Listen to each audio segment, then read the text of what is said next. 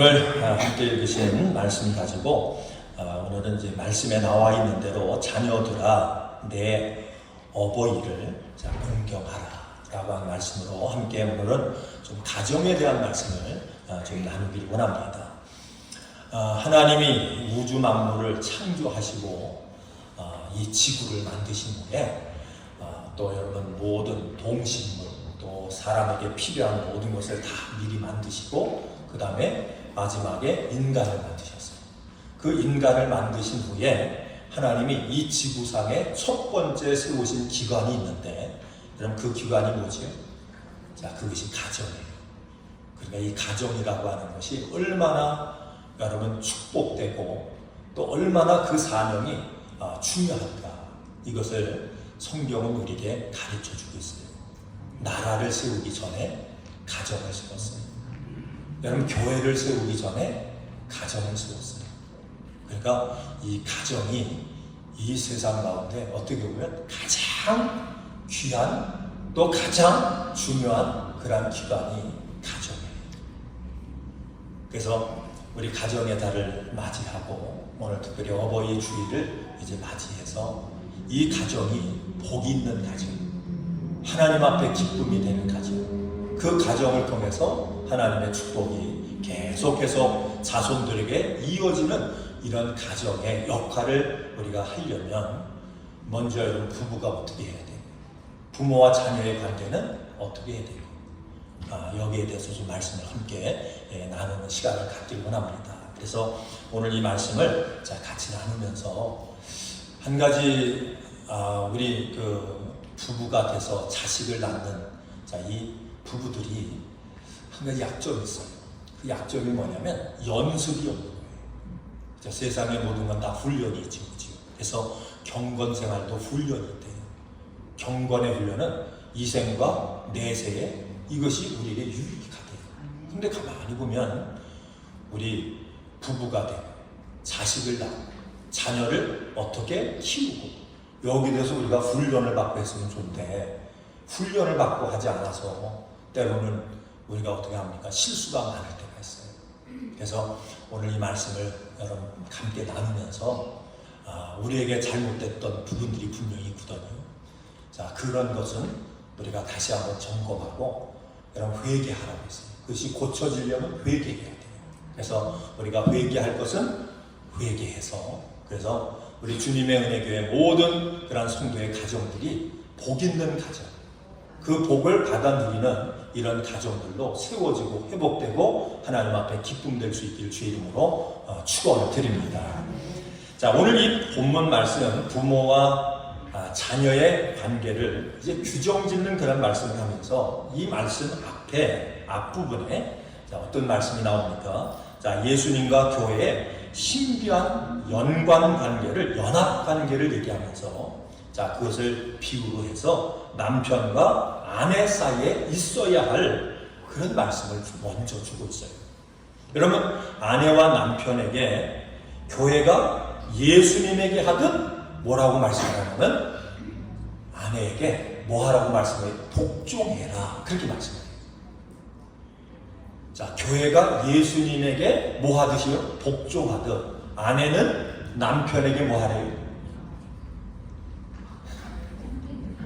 자, 우리 아내 되신 분들은 다 저를 쳐다보세요. 지금 굉장히 기분 나빠하시는 것 같아요, 지금. 자, 아내는 남편에게 뭐 하래요? 좀 얘기 좀 해주세요. 복종하라. 그렇게 얘기해요. 복종하라. 자, 우리 남자분들은 이 말씀 들으니까 기분이 좋습니까? 안 좋습니까? 또 뭐라 그러면 혼날까봐 지금 대답도 못하고 그냥 계세요.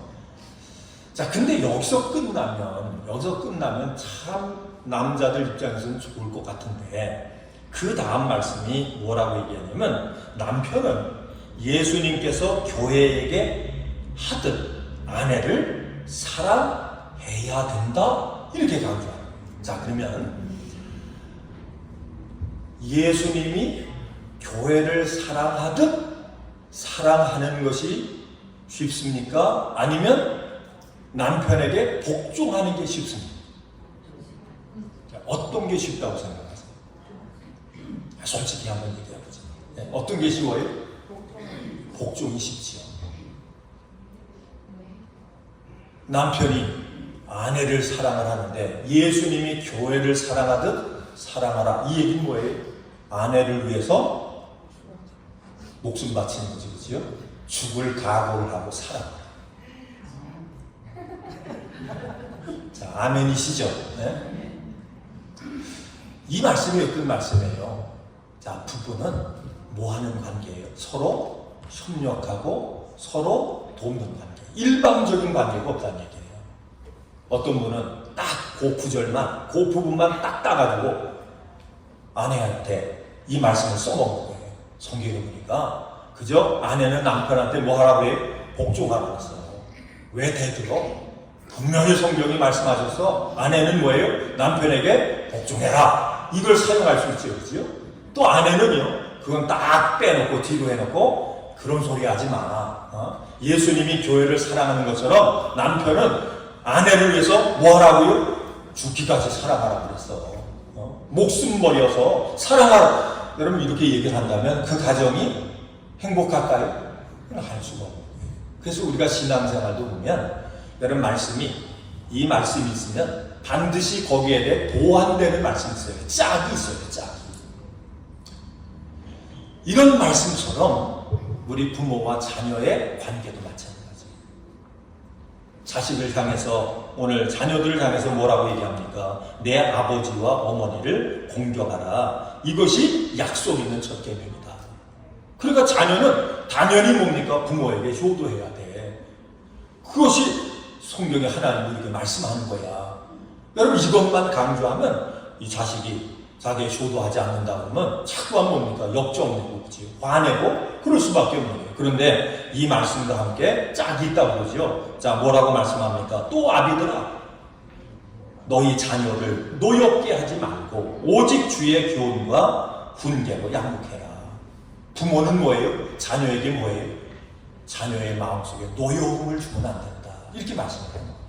그러니까 여러분 가정이 아름다운 축복된 가정이 되려면 아내는 아내의 역할, 남편은 남편의 역할, 부모는 부모의 역할, 자녀는 자녀의 역할을 잘 할 때에 그 가정이 아름다운 가정, 복된 가정으로 세워질 줄로 믿습니다. 자, 그러면 이 관계를 우리가 어떻게 해야 되는가? 우리가 성경을 통해서 보니까 이 모든 일들을 누구 안에서 하라고 해요? 주 안에서, 예수 안에서. 또 우리가 복종을 하는데 어떻게 복종을 하라고 말씀하느냐? 여러분 오늘 이 에베소서 5장 21절 말씀 가운데 보면 피차래, 피차. 서로 간에. 그러니까 사랑도 어떻게 하는 거예요? 서로 사랑합니다. 순종도 서로 사랑합니다. 협력도 서로 피차 사랑하고 복종하고 서로 섬길 때에 여러분 아름다운 열매가 그 가정 가운데 열려지게 될 줄로 믿습니다. 아멘. 자, 그러면 너희가 너희 부모에게 순종하라 라고 하는 자, 이 말씀을 우리가 이해하기 위해서 우리 부모님을 이렇게 얘기하죠. 여러분 아버지를 한자로 뭐라고 얘기해요? 부친이다 이렇게 얘기하죠. 그렇죠? 어머니를 또 뭐라고 얘기합니까?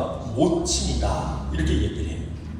자, 그런데 여기서 이 친자, 이게 어버이 친자예요. 어버이 친자, 이 친자라고 하는 것에는 여기는 어머니 아버지의 마음이 이 친자에 담겨 있대요. 그래서 한문을 뭐라고 하면 뜻글자 이렇게 얘기하잖아요. 여러분 옛날에는 뭐 시골이나 도시나 5일마다 뭐가 섰습니까? 장이 섰어요. 5일장이 섰어요. 이 장이 서면 여러분 대부분의 사람들이 그저 물건을 사라도 가지만 팔 물건을 준비해가지고 5일장에 가서 이제 그 물건을 다 파는 거예요. 그래서 그걸 팔아서 자 돈을 얻어서 자기가 필요한 것을 이제 사는, 어떻게 보면 물물 교환하는 그런 형식이죠. 자, 어떤 그런 가정에 이제 어머니하고 아들하고 같이 살았는데, 근데 그 아들이 이제 어느 정도 이렇게 장성을 했어요. 그래서 그 아들이 이제 장이 설 때마다 어머니하고 열심히 이것저것 준비해서 5일장이 서면 그 준비한 걸 가지고 장에 가서 이제 물건을 팔아가지고 필요한 것을 사다가 그렇게 생활을 하는 거예요. 이제 5일장 날이 돼서 아들이 아침 일찍이 이제 일어나서 자기가 준비한 모든 것을 가지고 그걸 집에다 지고 이제 장을 갔어요. 아침에 일찍 동네 사람들하고 같이 이제 걸어서 이제 장에 팔기 위해서 이제 장에 갔습니다. 가서 이제 물건을 파는 거예요. 어떤 데는 여러분 정말 뭐 행운처럼 좋으면 그냥 물건을 일찍 팔 수도 있지만 어떤 데는 물건이 마음대로 안 팔릴 때도 있잖아요. 이제 시간이 됐어요. 점점 저녁이 되고 이제 해가 점점 뉘엿뉘엿 이렇게 넘어가는데 근데 아들을 기다리고 안 오는 거예요. 그럼 동네 사람들이 장에 갔던 사람들이 한 사람 돌아온 거예요. 근데 아들이 안 오는 거예요. 그래서 해가 이제 넘어가서 어둑하는데도 이 아들이 이제 안 돌아오는 거예요. 그래서 이 어머니가 걱정이 돼서 이제 동네 밖에 나갔어요. 여러분 옛날에 보면 그 동네 밖에 뭐가 있었습니까? 소낭담 나무가 있었거든요. 그 소낭담 이렇게 가는 거예요. 그 동네 어디에 가서 거기는 조금 이렇게 언덕도 있고 좀 높으니까 우리 아들이 언제 나오나. 아유 동네 사람들 다 오는데 왜 안 오지? 걱정을 하면서 그 아들을 기다린 거예요. 기다리는데도 자꾸 안 오는 거예요. 그러면서 멀리 봐야 되는데 멀리 안 보이니까 이 어머니가 그 나무 위에다가 올라가는 거예요. 나무에 올라가서 거기서 아들을 기다려. 언제 우리 아들이구나. 그 나무에 올라가서 아들을 이렇게 바라보고 기다리고 있는데 그 아들이 이제 오는 모습이 점점 가까이 보이는 거예요. 그 어머니의 마음, 나무 위에 올라가서 아들을 기다리는 그 어머님의 마음을 담은 그 글자가 친자예요. 어버이 친자라고 하는 그런 뜻이에요. 아들이 어머니에게 가까이 와보니까 어머니가 나무에서 자기를 기다리고 그리고 그 모습을 보고 아유 아들아 오늘 애썼다. 왜 이렇게 늦게 왔냐? 무슨 일이냐? 반갑게 맞이해 주는 거예요. 그 아들이 어머니를 보니까 그저 마음이 찡하고 아유 집에 계셔도 되는데 아들 걱정이 여기까지 나오셔서 나를 이렇게 기다렸구나. 그것도 나무 위에 그저 여러분 나무 위에 올라가서 기다리기 힘들잖아요. 그죠? 얼마나 마음에 애가 타면 나무 위에 올라가서까지도 나를 기다렸을까. 그래서 어머니를 반갑게 맞이하면서 어머님 오늘 물건 다 팔았어요. 이거 팔아서 고등어도 사고 못도 사고 쌀도 사고 그렇게 했어요. 그러면서 그 얘기를 하면서 어머니 아유 나 기다리라 애썼죠. 엄마 내가 어머니 업어줄게. 그러면서 지게를 내려서요. 어머니 지게 위에 타세요. 그러면 내가 집에까지 어머니 업고 갈게요. 여러분 이게 뭐냐면 효자예요. 아들이 어머니를 업었어요. 부모의 사랑. 여러분 자식의 효도 사랑. 자, 이 모든 것이 부친, 모친, 그 다음에 효자, 효녀라고 하는 그 말 속에, 그 뜻 속에 이 모든 것이 그렇게 다 배어 있다라고 하는 거죠. 그래서 여러분 부모를 공경하라라고 하는 말은 이거는 한국에도 있고 미국에도 있고 전 세계에 공통적인 그런 말이에요. 여러분 부모 입장에서 자녀를 사랑하라고 하는 것도 뭐예요? 이거는 세상 모든 부모들의 공통적인 그런 마음이에요. 자, 그런데 오늘 이 본문을 통해서 부모에게 우리가 효도하고 부모에게 공경하고 순종하라 라고 하는 이 말씀을 하면서 어떤 말씀을 거기다 붙였냐면 한번 따라합니다. 주 안에서. 누구 안에서요? 예수님 안에서. 주 안에서. 그럼 이 주 안에서라고 하는 이 말씀이 왜 여기에 나와 있을까? 그러면 이 에베소서 당시에 이 에베소서 교회 성도들은 어떤 사람들이지요? 그 배경이 뭐냐면 하나님을 모르던 이방 사람들이에요. 이 이방 사람들이 전도를 통해서 예수를 믿게 되고 그 예수 믿은 사람들이 이제 세웠던 그 교회가 이방 교회 에베소 교회예요. 자, 그런데 이 당시에는 부모가 먼저 예수를 믿은 그런 가정도 있지만 자식들이 먼저 예수를 믿은 그런 가정도 있어요. 제가 꽤 오래 전에 이제 터키하고 그리스 이제 그 송지순례 이렇게 이제 목사님들하고 간 그런 그 경험이 있습니다. 근데 이 그리스 지역에 이렇게 방문을 했는데 거기는 바울이 이렇게 세웠던 그런 교회들이 쭉 있어요. 근데 이 카타곰이라고 하는 곳이 로마에도 있지만 이 그리스 지역에도 이제 사막 지역에 여러분 카타곰식으로 이렇게 굴을 파서 그렇게 종교 믿음을 지키기 위해서 거기서 숨어서 지냈던 그런 곳들이 있어요. 그곳을 이제 방문하게 됐는데 얼마나 깊이 파고 들어갔는지 몰라요. 근데 한 곳을 이렇게 지나가면서 거기에 그들이 굴 속에서 모였던 교회가 있는데 그 교회 이름이 뭐냐면 여러분 사과나무 교회, 애플트리 교회라고 하는 그 교회가 이렇게 동굴에 이렇게 있었어요. 근데 그 교회를 이제 보여주면서 그 교회에 대한 것을 이제 설명을 해주는데 여러분 한 어린 자녀가 이 여자아이가 예수를 믿었어요. 전도를 받고 예수를 믿었어요. 그래서 나는 오늘부터 예수 믿어요. 나는 예수 믿기로 작정했어요. 나는 예수님 때문에 구원받았어요. 근데 이 가정이 여러분 예수라면 엄청나게 반대하는 그런 가정이에요. 예수 믿으면 가문이 망한다고 생각하는 그런 가정이에요. 그러니까 예수 믿는다고 하니까 부모님들이 막 혼을 내는 거예요. 너 예수 믿으면 오늘부터 집 못 나가. 너 예수 안 믿어야지. 안 믿는다고 그래야지. 예수 믿는다고 그러면 너 옷도 안 줄 거야. 계속해서 협박하고 혼을 내도 이 아이가 뭐냐면 나는 절대로 예수 믿는 거 포기할 수 없어요. 그래서 옷도 안 입히고 때려도 주고 또 때로는 머리도 깎고 이렇게 하는데 고집을 피면서요. 이 아이가 나는 죽어도 나는 예수님 부인할 수 없어요. 나는 끝까지 죽어도 예수 믿을 거예요. 자 이렇게 하니까요. 부모님들이 때려도 안 되고 협박해도 안 되고 이러저러한 일을 해도 안 되니까 그 부모님들이요. 생각을 하다가 밥을 굶기면 그죠? 밥을 굶기면 애니까 배가 고프면 그래서 밥을 굶기면 얘가 예수 안 믿는다고 하겠지. 그래서 밥을 굶겼대요. 하루 굶겼어요. 이틀을 굶겼어요. 3일이 지났어요. 일주일이 지났어요. 이 정도 되면 얘가 포기하겠지. 손들겠지. 열흘이 지났어요. 15일이 지났어요. 그래도 껐떡이 없는 거예요. 에휴, 설마 밥 굶어서 죽을 때까지 예수 믿는다고 할까? 그러면서 부모가 기다립니다. 그래도 나는 예수님, 내가 만난 예수님, 나를 구원하신 예수님을 내가 부인할 수가 없습니다. 그런 가운데 이 아이가 결국은 어떻게 하면 굶어 죽었어요. 그 굶어 죽는 모습을 부모가 보고요, 생각하는 거예요. 그 예수가 어떤 존재길래 이 어린아이가 굶어 죽으면서도 예수님을 부인하지 못한다고 하면서 믿음을 짓고 죽었을까? 어떤 분이길래 어떤 존재기에 이 아이가 죽어가면서도 그가 끝까지 자기의 그 믿음을 지켰을까? 이런 생각을 한 거예요.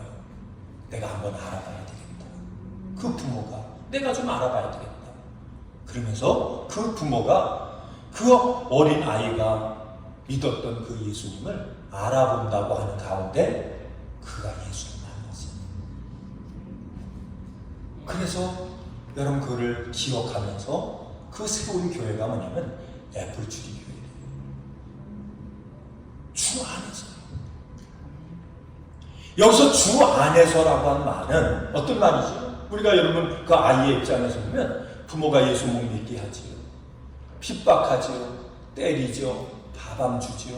그러면 어떻게 해요? 대부분 우리가 생각할 때 전 부모 아니야. 나는 부모로 더 이상 인정하지 않아. 나는 나야. 이렇게 할 수 있지요. 그지요? 그런데 오늘 이 말씀 가운데 보면 주 안에서.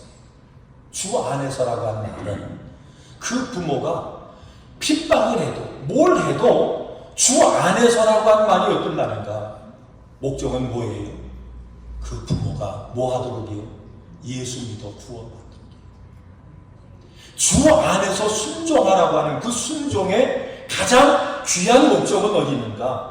내가 먼저 예수를 알면, 내가 먼저 예수 믿고 구원받았다면 구원받지 못한 그 부모가 있으면 주 안에서 예수의 사랑을 가진 그 부모가 뭐 하도록이요? 구원받을 수 있도록 순종하고 공경하는 것이, 이게 진짜 효도고 진짜 부모를 사랑하는 그런 모습이라고 합니다. 원수까지 사랑하라 말씀하지요? 이 원수는 뭡니까? 하나님을 모르는 사람이 원수예요. 왜 원수인지 아세요? 여러분, 하나님을 알고 예수를 믿고 구원받고 성령으로 거듭난 사람은 우리 주님에게 속한 자예요. 그러나 구원받지 못한 자는 원수 누구에게? 마귀에게 속한 자. 근데 원수까지 사랑하래요. 그 원수까지 사랑하는 말씀이 어떤 말씀? 그것도 주 안에 있어요. 그 원수가 내가 믿고 내가 구원받은 그 예수를 통해서 뭐 하도록? 그가 구원받을 수 있도록 사랑하라고 합니다. 여러분, 이것이 진정한 사랑인 줄로 믿습니다. 우리 부모님이 여러분 예수 알지 못한다면 자녀 입장에서 그 부모가 내가 믿고 내가 만나고 내가 그 예수 때문에 구원받은 그 구원의 축복이 누구에게요? 우리 부모에게도 그 축복이 임하도록 우리가 순종하고 공경하고 효도하는 것이, 이것이 진정한 사랑인 줄로 믿습니다. 그래서 주 안에서 우리의 믿음의 삶이라고 하는 것은 주 밖에서 사는 게 아니라 주 안에서 사는 삶인 줄로 믿습니다. 예배도 누구 안에서요? 예수님 안에서. 비즈니스도 누구 안에서요? 예수님 안에서요. 친구 간의 교제도 누구 안에서입니까? 예수님 안에서예요. 여러분, 부부 간의 모든 관계도 누구 안에서요? 예수님 안에서요. 그런데 주 안에서라고 하는 말씀은 목적이 어디 있습니까? 내가 구원받은 것처럼 뭐예요? 너도 구원받게 하는 거예요. 부모가 먼저 구원받았다면 주 안에서 자녀들이 구원받는 하나님의 자녀로 그를 양육하고 세우는 것이 부모의 책임인 줄로 믿습니다. 여러분, 자녀가 먼저 구원받았다면 이 먼저 구원받은 자녀가 그 주 안에서 부모가 구원받아서 천국 백성 되는 이 백성이 될 수 있도록 여러분 부모님을 잘 공경하는 것이, 이것이 참된 효도인 줄로 믿습니다. 그래서 여러분과 제가요 늘 이런 소원을 가져야 돼요. 한번 따라합니다. 천국 가서 다 만납시다. 자, 여러분, 천국 가서 어떻게 하자고요? 다 만나요. 다 만나시길 주 이름으로 축원을 드립니다. 자, 여러분들 저도 다 천국 가서 만나시길 바랍니다. 천국 가서 찾아봤는데 없은 분은 얼마나, 그죠? 네. 여러분, 그런 얘기 하지요. 재미난 그런 유머예요. 우리 성도들이, 목사님들은 천국 가면 뭐만 가요? 네, 좀 저기 아니에요. 입만 간대요. 천국 가면 입만 있대요. 성도들은 뭐만 있어요? 엉덩이만 가 있대요. 다 관심이 다 세상에 있고 뭐 이렇게 해서 하다가 엉덩이만 가 있대요. 목사님들은 뭐예요? 맨날 말씀만 전하는 거예요. 그래서 몸이 안 쫓아가니까 말은 쫓아가는데, 그래서 입만 가 있대. 이게 다 얼마나 늘 어떻게 비판하는 거죠. 그렇죠? 그러면 안 된다고 여러분 경고하는 말씀 아니에요. 제가 오늘 말씀 드리면서 여러분 저도 다 천국 가서 뭐 할 수 있길 바라요. 그날 만나야지. 천국 가서 만나야지. 갔는데 없으면 얼마나 여러분 괴롭고 답답할 거예요. 그치? 그러니까 제가 이 말씀 이렇게 준비하면서 이런 생각이 드네요. 만약에 여러분 그저 내가 옥이야 금이야 낳아서 키웠는데 천국 갈 때가 돼서 천국 갔더니 그 자녀가 거기 안 왔어요. 그러면 부모의 입장에서 기쁠까요? 천국이? 아유, 나는 괜찮습니다. 목사님, 자식은 자식이고 나는 나, 내 인생은 내 건데 뭐 자식이 뭐 지가 알아서 할 거지, 나만 천국 가면 되죠? 여러분 그러세요 정말? 아니, 자식 입장에서 천국에 가봤더니 아버지 엄마 불렀는데 아무 어디 가도 찾을 수가 없어요. 그러면 부모님 사랑했던 그런 자식 입장에서 거기가 천국 가면 기쁠까요? 저는 정말 기쁘려면 온 식구가 다 가야 기쁘다고 생각해요. 우리 주님의 은혜교회 성도를 그러지요. 제가 목회했는데 목회하다가 이렇게 해서 때가 돼서 천국 갔는데 장로님 불렀더니 아무 데도 없네. 아유 그때 그것 봐 말도 안 듣고 그렇게 하더니 여기도 못 왔지. 고소하다 그럴까요? 아마 그런 마음가짐은 저도 못 갈 거예요. 그치? 그때 가면 답답하겠지. 이 생각하면서요 바울의 마음을 조금 이해가 되더라고요. 내 민족이 구원을 받을 수 있다면 내가 뭐예요? 내가 저주받아도 괜찮다. 내가 지옥 가도 괜찮다. 우리 민족이 구원받을 수 있다면 이게 당연히 엄마 아빠가 가져야 될 마음, 자녀가 가져야 될 마음 아니에요. 그렇죠? 이게 목사가 가져야 될 마음이죠. 그렇죠? 주 안에서 순종해라. 사랑해라. 노엽게 하지 마라. 주 안에서. 이 모든 목적은 어디에 있다? 우리 모두가 함께 구원받는 데인 거예요. 그래서 여러분 하나님 나라에 가서 별처럼 빛나는 사람이 있어요. 스타예요. 스타. 그 스타는 어떤 사람입니까? 옳은 길로 가지 못하는 사망의 길로 달려가는 그 사람을 옳은 길로, 구원의 길로 인도한 사람. 그 사람이 천국의 스타. 여러분 모두가 다 스타 되시길 주 이름으로 축원을 드립니다. 그러면 우리 부모의 입장에서 자녀를 뭐 하지 말게 하라고 했어요? 노엽게 하지 말게. 자, 그러면 우리가 이 시대를 가만히 보면요, 참 저도 이제 우리 이제 아들 딸 해가지고 둘 낳아서 이렇게 키우는데 저는 어려서 그런 경험을 많이 했어요. 아버지가 얘기하는데 그런 얘기를 많이 들었거든요. 할아버지가 얘기하는데 무슨 대꾸가 많아? 들어야지.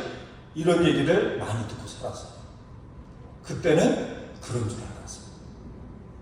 근데 제가 이제 결혼을 해서 자식을 이제 낳아서 키우다 보니까 요즘 애들 이제 컸잖아요. 커서 요즘 이런 얘기 저런 얘기 합니다. 그러면요 이렇게 얘기해요. 아빠는 시대를 몰라. 지금 때를 몰라. 내가 이렇게 해라. 학교는 이렇게 해야 되고 이렇게 해야 된다. 그러면요 아빠는 아빠 시대하고 내 시대는 달라. 그 얘기를 한번 들으면요 여러분 어떨 것 같아요? 기분이 좋을 것 같아요? 아니면 막 여기서 뭐가 오를 것 같아요? 여기서 막 자꾸 오르는 거예요. 이렇게 올라다가 내가 여기 올라와요. 그러면 뭐라 하면 말을 안 해요. 화내고. 아빠가 이 얘기를 합니다. 아빠가 너 위해서 하는 얘기지. 그 얘기를 하고 말이 안 되니까 안 해요. 말도 안 통하고 모르니까. 근데 예전에는 여러분 다 경험하셔서 예전에는 부모님이 얘기하면 부모님이 말씀하는 건 다 옳습니다. 그러고 했다고요. 근데 요즘은 말을 하나 꺼내면요 다 따져요. 아빠는 이게 틀렸어. 그 얘기를 들으면요 옛날에 우리 아버지 생각이 나는 거예요. 아들이 자식이 부모가 하는 얘기를 그대로 들어야지 어디서 대꾸를 해? 이 생각이 먼저 나오면요 그러면 화내고 뭡니까? 말이 안 되는 거죠. 근데 성경은 뭐라고 얘기하냐면 성경은 우리가 이 말씀이 다 가부장적인 그런 시대예요. 근데 우리 한국을 보면 이런 가부장적인 생각을 가지고 사는 분들이 제가 볼 때는요 지금 55세 50세 이상은 다 그런 관계 없어요. 그러니까 미국에 와서 하는 게 힘든 거예요. 자식들 이렇게 키우고 하고 말도 잘 안 되는 거예요. 그러니까 미리 깨신 분들은 좋은데 대부분은 그 생각을 지금도 갖고 있다는 거죠. 근데 오늘 이 말씀 속에 보면 부모는 자식에게 뭘 주지 말래요? 노엽게 하지 말아요. 노엽게 하지 말아요. 그럼 이게 왜 어떻게 노엽게 합니까? 이 노엽게 하는 것은 자식을 하나의 인격으로 인정하지 않는 거예요. 내 소유물로 하는 거예요. 내가 부모니까 자식은 무조건 내 말을 들어야 한다라고 하는 이 생각을 가지고 말하고 대하는 거예요. 여러분 교육학에서 이런 얘기를 해요. 교육학에서 자, 어떤 얘기를 하냐면 잘못된 자식은 없대요. 이 세상에 문제 있는 자식은 없대요. 그럼 이 교육학에서 하는 얘기를 여러분들이 받아들일 수 있어요? 문제 있는 아이는, 잘못된 아이는 존재하지 않는데. 그러면 이 얘기를 하면서 문제 있는 부모는 있대. 무슨 얘기인지 여러분 이해가 되세요? 문제 있는 부모가 문제 없는 아이를 문제 있는 아이로 뭐예요? 만들 수 있더라고요.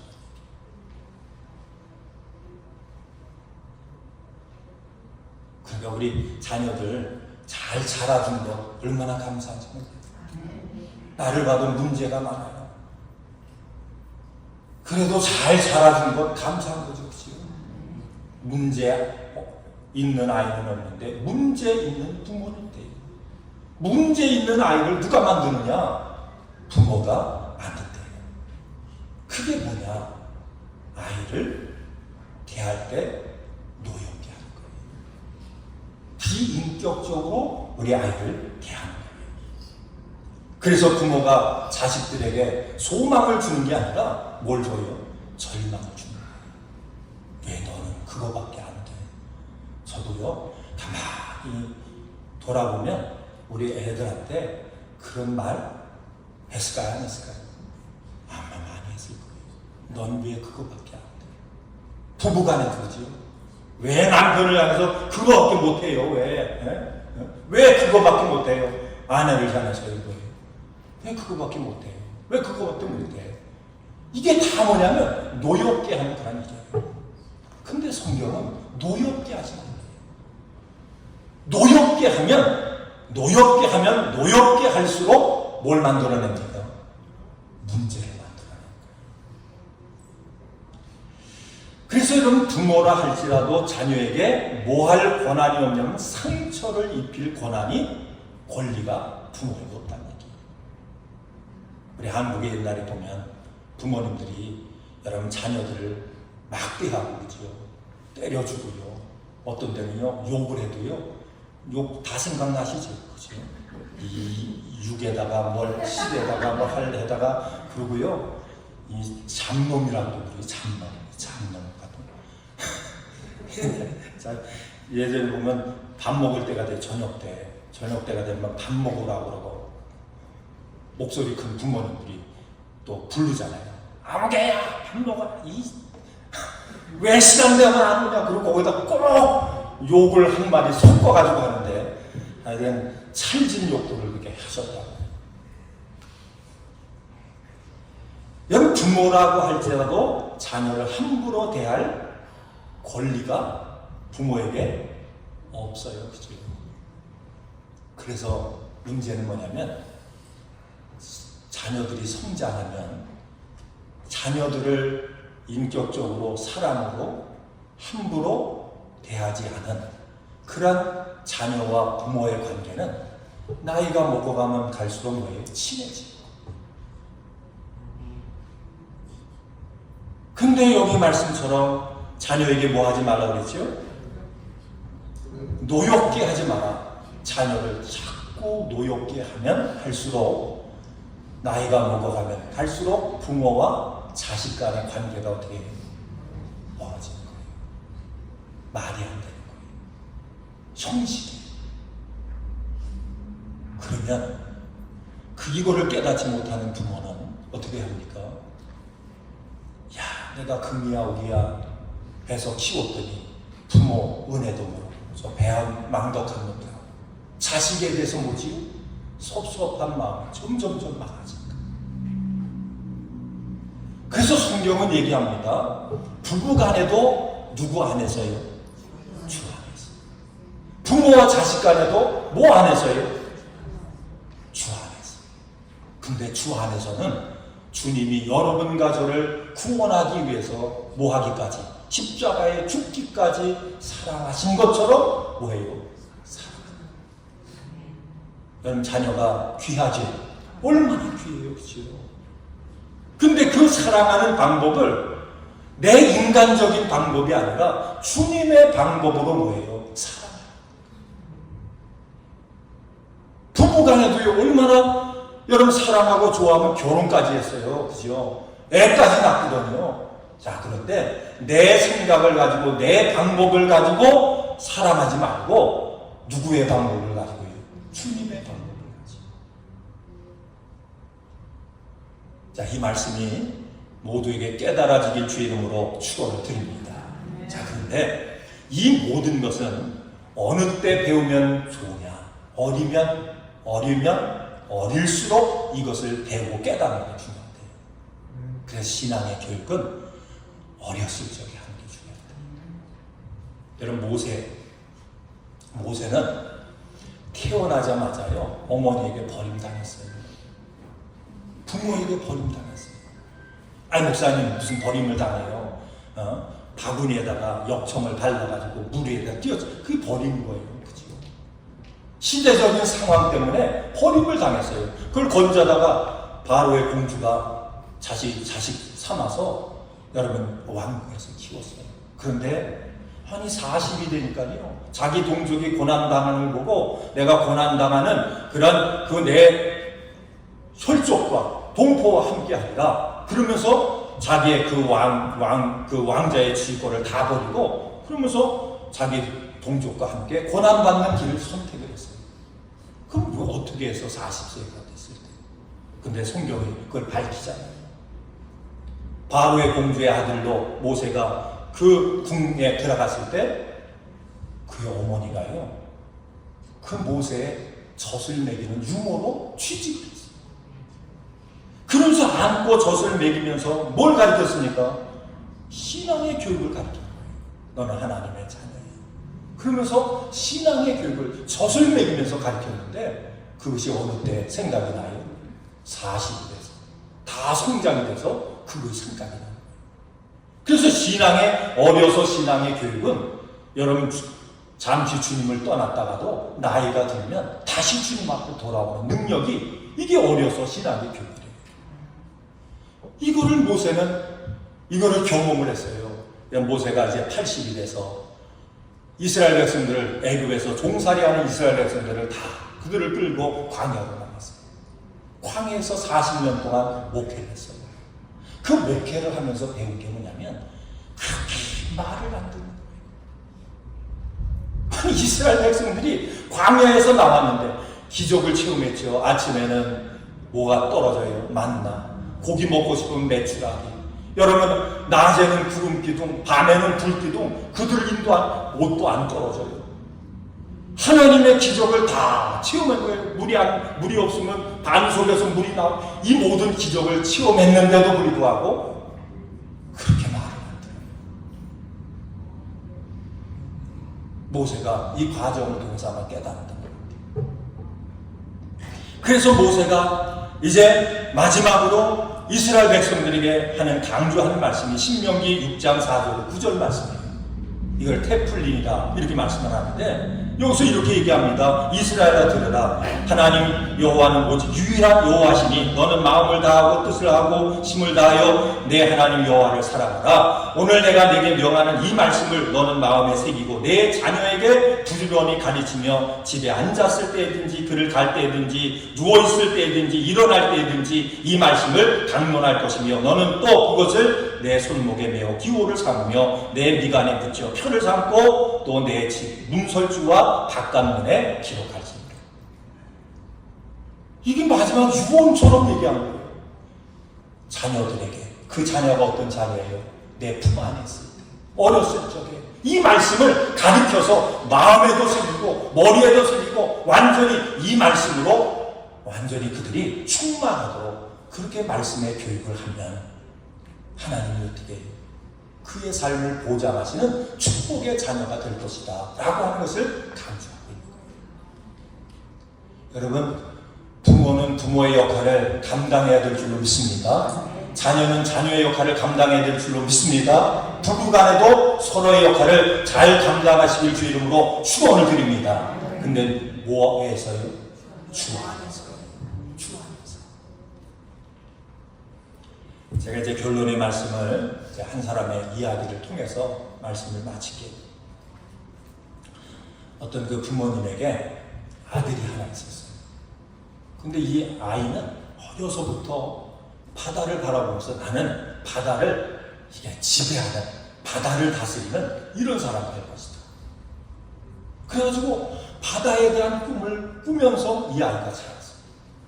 어느 정도 성장이 되니까 아마 그때는 이제 바다에 나가서 뭐 선장이 되고 하려면 뭐 조그만 선원부터 심부름 하는 것부터 해야 그렇게 된 것 같아요. 그러니까 이 아이가 티네이저 정도 되니까 엄마, 나는 내 꿈대로 이제 배를 타고 이제 바다를 다니고 바다를 지배하는 이런 사람이 될 거예요. 그러니까 내가 지금 이제 배에 가서 취직을 해가지고 배를 탈 겁니다. 그래서 배를 알아봐가지고 이제 어느 배에서 오라고 하니까요. 그날이 되니까 이제 짐을 다 싸가지고 이제 그 배를 타기 위해서 가는 거예요. 근데 이 엄마가 크게 마음에 안 드는 거예요. 너무 안타까워요. 그리고 이 엄마는 아들을 배 타서 몇 년 만에 한 번씩 보는 거를 도저히 그거를 감당할 수 있는 그런 마음도 안 해요. 그러니까 그 아들을 붙잡고, 어린 아이를 붙잡고, 야, 세상에 다른 것도 얼마든지 할 수 있는데 왜 하필 배를 타냐? 배를 타면 엄마가 너 보고 싶을 때 볼 수도 없고, 그럼 어떻게 하려고 그러냐? 그리고 가는 아들을 붙잡고요, 막 엉엉, 난 너 없이 못 산다. 난 너 없이 못 산다. 그러니까 이 아들이요, 그 어머니 우는 모습을 보고 너무 안되고 안타까워가지고, 엄마, 그러면 내가 시간을 더 늦출게. 더 있다가 내가 배 탈게. 엄마 말 들을게. 이 엄마는 신앙, 뭐 당시에는 다 예수 믿는 사람이니까 그저 자식 위해서 기도하고 또 말씀 가르치고 그러면서 그렇게 하니까 이런 말씀을 했대요. 그래, 부모에게 순종하면 하나님께서 복을 주어요. 하나님께서 너를 위해서 복을 주실 거예요. 그리고 그 아이가 이제 집에 이렇게 있는데 이제 그 전보다 더 열심히 기도하는 거예요. 눈물로 기도하나니 세상 바다를 다스리는 사람도 있지만 세상을 다스리는 사람도 있지 않습니까? 우리 아들이 하나님 앞에 기쁨이 되고 영광이 되는 이런 아들이 되기로 원하고 다 위해서 기도하는 거예요. 그러면서 이 아이가 점점점 성장을 하면서 이제는 리더십도 갖고 이제 훌륭한 그런 청년으로 이 아이가 성장을 했어요. 자, 그러면서 이 소년이 나중에는 많은 사람들이 이제 존경하고 따르는 그러한 지도자가 됐는데, 그럼 이 사람이 누군지 아세요? 이 사람이 바로 미국의 초대 대통령 조지 워싱턴. 제가 이 말씀을 드리는 이유는 우리가 부모의 역할이 너무 중요하죠, 그렇죠? 근데 그 부모의 역할이 뭐예요? 주 안에서예요. 주 안에서. 왜 기도합니까? 주 안에서. 그렇죠? 주 안에서 하나님이 기뻐하는 사람이 되기 위해서 기도합니다. 왜 말씀을 가리킵니까? 주 안에서 하나님 앞에 영광이 되는 그러한 사람이 되기 위해서 기도하는 거예요. 왜 순종하지? 주 안에서 주님이 주시는 오늘 이 약속의 말씀처럼 장수하고 잘 되리라. 주 안에서 말씀 앞에 순종하면 이 약속의 축복을 받아 누리기 위해서 우리가 순종도 하는 거예요. 여러분, 가정이 복된 가정이 되려면 자녀는 자녀대로, 부모는 부모대로, 아내는 아내대로, 남편은 남편대로 우리가 늘 고백하고 붙잡아야 될 게 있어요. 그게 뭔지 아세요? 주 안에서예요. 여러분, 주 안에서 여러분 모두가 복 받으시고 주님 안에서 여러분 모두가 승리하시기를 주의 이름으로 축원을 드립니다. 기도하겠습니다. 하나님 감사합니다.